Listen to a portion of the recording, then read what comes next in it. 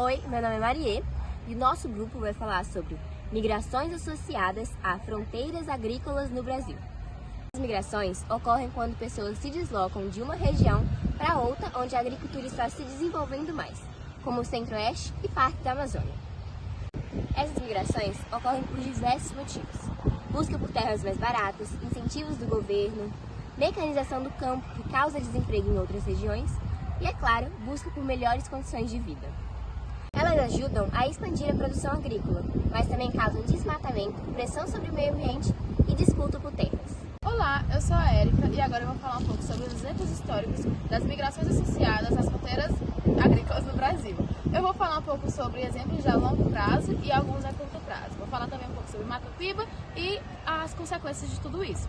Começando um pouco sobre exemplos a longo prazo, nós temos o período colonial e monárquico, onde com a chegada dos portugueses e dos africanos no nosso país, ocorreu a instalação de atividades agrícolas aqui, como por exemplo a produção de cana-de-açúcar. Já um pouco mais para frente, no século 17 e 18, nós podemos notar a busca por metais preciosos e metais e pedras preciosas no centro-oeste e no sudeste do país.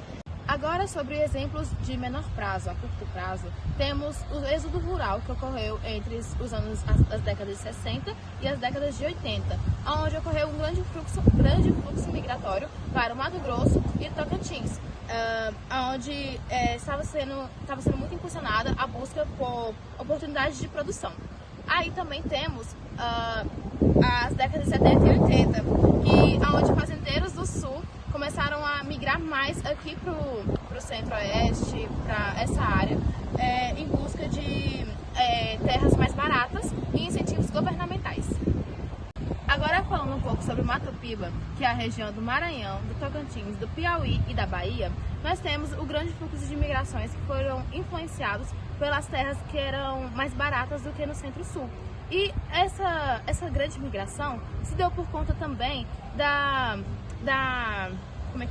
potencial de produção. O potencial de produção aqui era muito elevado por conta do solo fértil e o clima favorável. Agora, sobre os impactos ambientais, nós podemos destacar a perda da biodiversidade, emissões de gases do efeito estufa, impacto no equilíbrio hidrológico, entre outros. Agora, falando sobre um pouco das consequências de todas essas migrações que ocorreram desde o início do nosso país até hoje, podemos destacar o desmatamento, os conflitos por terras e também o desenvolvimento regional, que ele foi muito influente, ele ajudou muito ao desenvolvimento de várias regiões do país, porém ele causou muitos problemas sociais, muitos desafios sociais e também ambientais. Olá, eu sou a Camila Albino e nesse próximo mapa a gente vai falar a evolução de como foi a produção da soja. No mapa com o título Brasil, a evolução na produção de soja de 1974 a 2020, temos no primeiro mapa de 1974 a centralização de produção de soja no sul e no sudeste do Brasil. Em 1980, a produção de soja ainda era centralizada no sul e no sudeste do Brasil, mas ainda tendo alguns centros de produção de soja no centro-oeste do Brasil. Em 1990, a produção de soja no centro-oeste do Brasil ela era maior, mais significativa.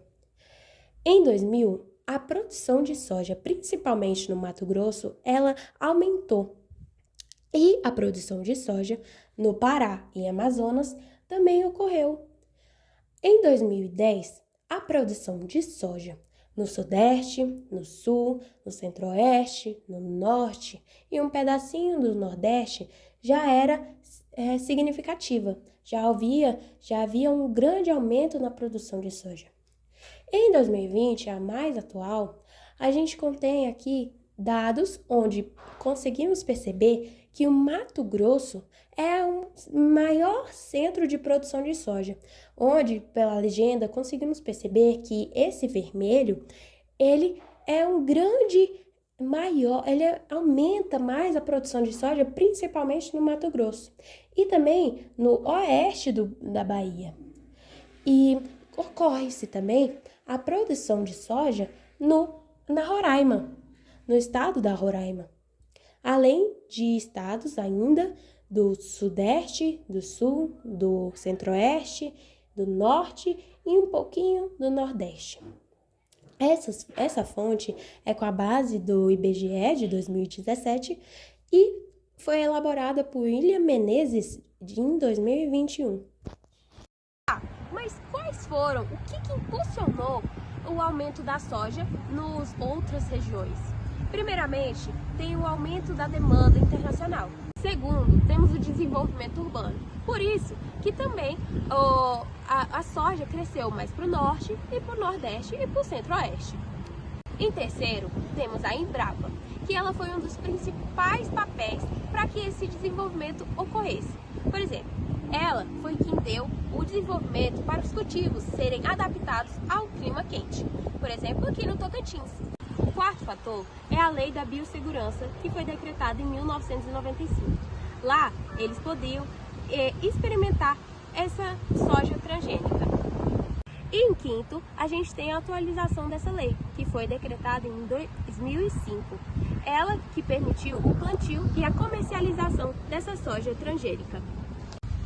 Oi, meu nome é Cindy e eu vou analisar o gráfico de população urbana e rural. Como vemos no gráfico, em 1950, a maioria da população se encontrava nos locais rurais, ou seja, agrícolas, representando 64%, enquanto a minoria se situava nas áreas urbanas, sendo 36%. No gráfico, vemos que entre 1960 e 1970 as linhas se cruzam, apontando que a população urbana está crescendo muito mais que a rural. Em 2010, vemos a grande distância entre as linhas, mas dessa vez a população urbana está muito maior que a agrícola, representando assim 85% da população, enquanto a agrícola representa 15%. Isso se dá por conta da urbanização, que se intensificou em 1950. A queda da população rural é igual à redução da mão de obra agrícola. À medida que a população rural diminui, como mostra a linha tracejada no gráfico, isso significa que menos pessoas vivem no campo e, portanto, menos gente trabalha diretamente na agricultura. Olá, eu sou a Mariana e eu vou falar sobre gráfico de uso do solo e estabelecimentos agrícolas. Bom, o primeiro gráfico que vamos analisar foi disponibilizado pelo IBGE e mostra a expansão do uso da terra no Brasil entre os anos de 2000 e 2018. Bom, como podemos ver, o gráfico, ou melhor, ranking, está dividido em 3 categorias: área agrícola, pastagem com manejo e silvicultura, que é o plantio de florestas comerciais, como o eucalipto e pinos. Analisando o ranking, a gente pode perceber que Mato Grosso tem liderança em área agrícola. O Pará aparece em primeiro lugar em pastagens com manejo, e isso evidencia o avanço da pecuária sobre áreas da Amazônia Legal. Estados como Maranhão, Rondônia e Goiás também aparecem no ranking, reforçando o papel da fronteira agrícola em estados que antes tinham menor participação no agronegócio nacional. Esses dados estão diretamente ligados à expansão da fronteira agrícola, que por sua vez geram movimentos migratórios. Bom, a chamada fronteira agrícola é o processo de incorporação de novas terras ao sistema produtivo. E a gente pode ver que o centro-oeste e o norte do Brasil têm sido as regiões que se destacam nessa expansão. E os dados confirmam isso, né? Como a gente pôde ver. Bom, esse próximo gráfico que a gente vai trazer destaca a proporção entre áreas protegidas e preservadas e áreas utilizadas para atividades agropecuárias e infraestrutura. Agora, analisando o gráfico que destaca a proporção entre áreas protegidas e preservadas, podemos notar que dos 30,2% de área destinada ao uso agropecuário está dividida entre pastagens nativas, pastagens plantadas, lavouras e florestas plantadas. Os 66,3% de área destinada à vegetação protegida e preservada está dividida em áreas destinadas à preservação da vegetação no mundo rural no CAR, que é o Cadastro Ambiental Rural, unidade de conservação integral, terras indígenas, vegetação nativa em terras devolutivas e não cadastradas. O restante de área, 3,5%, está destinada à infraestrutura e outros. Bom, com esse gráfico a gente pode perceber que apesar da força do agronegócio, o Brasil ainda mantém mais da metade da sua área com vegetação natural. Porém, a expansão agrícola e pecuária pressiona essas áreas, principalmente nas áreas de fronteira agrícola. Falando sobre estabelecimentos agrícolas, no Brasil, a agricultura familiar é responsável por 77% dos estabelecimentos, mas ocupa apenas 23% da área total utilizada. A agricultura não familiar, embora represente apenas 23% dos estabelecimentos, controla 77% da área total. Um estabelecimento agrícola é qualquer área de terra com ou sem edificações, utilizada total ou parcialmente para a prática de atividades agropecuárias, extrativistas vegetais ou agroindustriais, sob a responsabilidade de uma pessoa, física ou jurídica, independentemente de sua forma jurídica ou do tamanho da área. Essa tabela trata da distribuição dos estabelecimentos agropecuários no Brasil por faixa de área, em hectares, e da concentração da área rural total do país em cada uma dessas faixas.